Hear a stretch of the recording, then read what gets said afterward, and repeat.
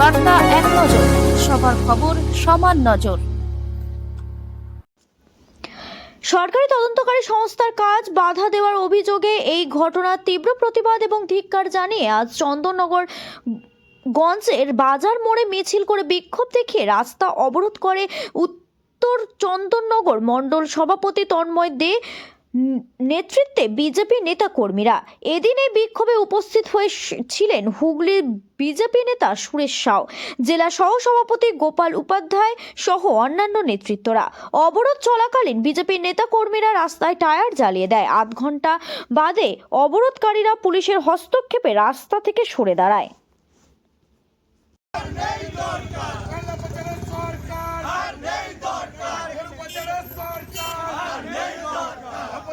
মুখ্যমন্ত্রী তোমায় জানাই ধিক্কার। সরকারি কাজে বাধা কিসের স্বার্থে মুখ্যমন্ত্রী জবাব দাও।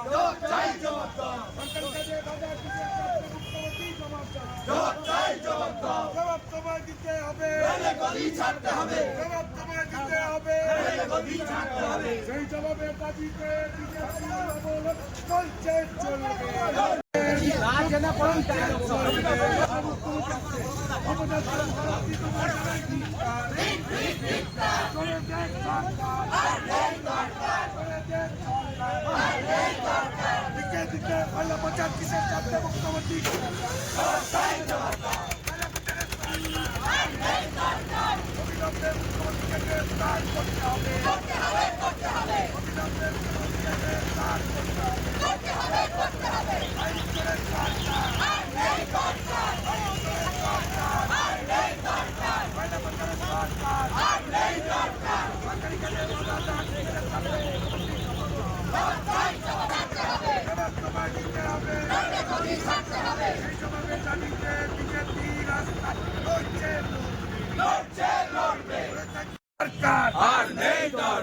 গরু পাচারের সরকার আর নেই দরকার। কয়লা চুরির সরকার আর নেই দরকার। কয়লা চুরির সরকার আর নেই দরকার। অপদার্থ মুখ্যমন্ত্রী বাংলা থেকে দূর হাঁটো, দূর হাঁটো, দূর হাঁটো।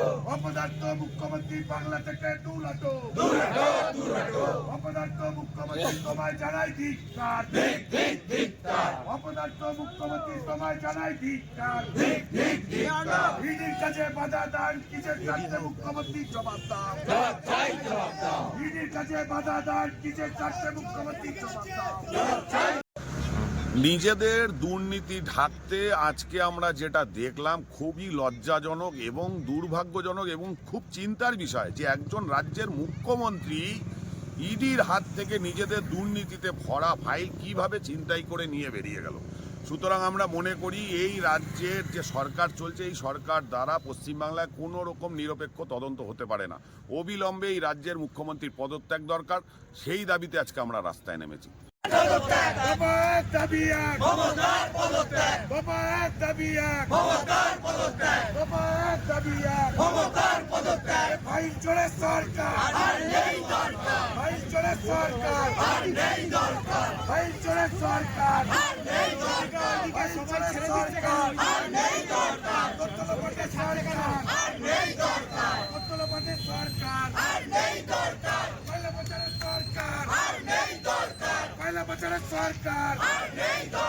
আমাদের বিক্ষোভ আমরা জানি সকালবেলায় ইডি তার নিজের কাজ করতে গেছিল, সেখানে একটা মুখ্যমন্ত্রী যিনি স্বরাষ্ট্রমন্ত্রীও বটে তিনি এই কাজে বাধা সৃষ্টি করেছেন, তাদের গায়ে হাত দিয়েছেন পর্যন্ত।